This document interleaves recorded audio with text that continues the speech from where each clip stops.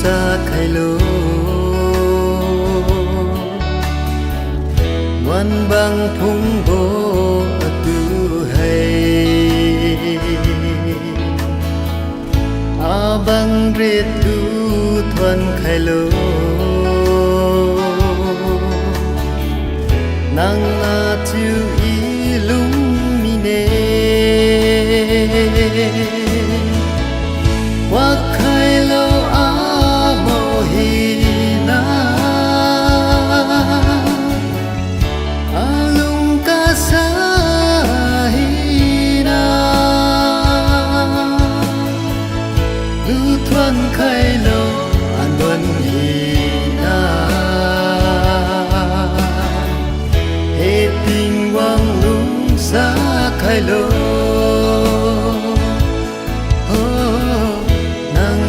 to illuminate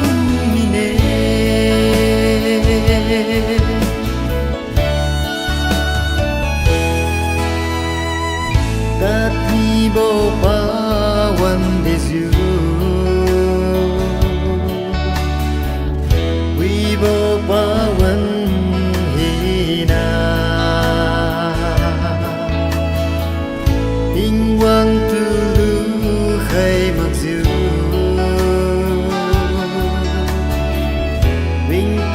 papan dat mi de wa khai lo a mo hi na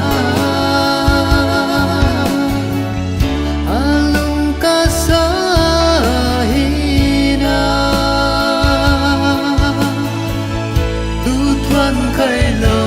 an đoan hi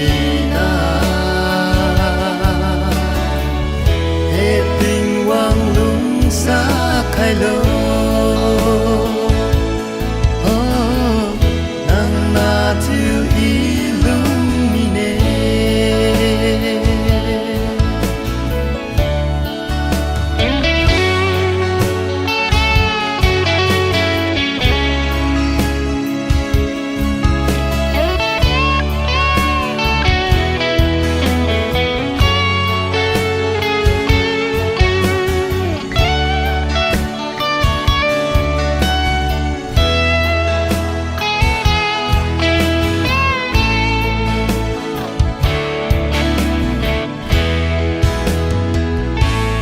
tình quang lung sa khai lô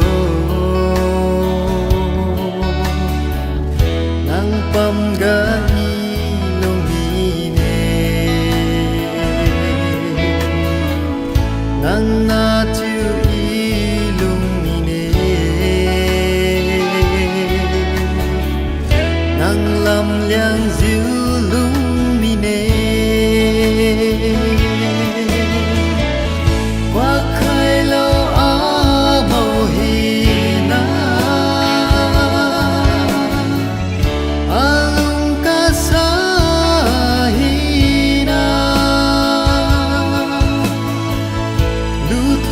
khai lô an luân hi na tình quang lung sa khai lô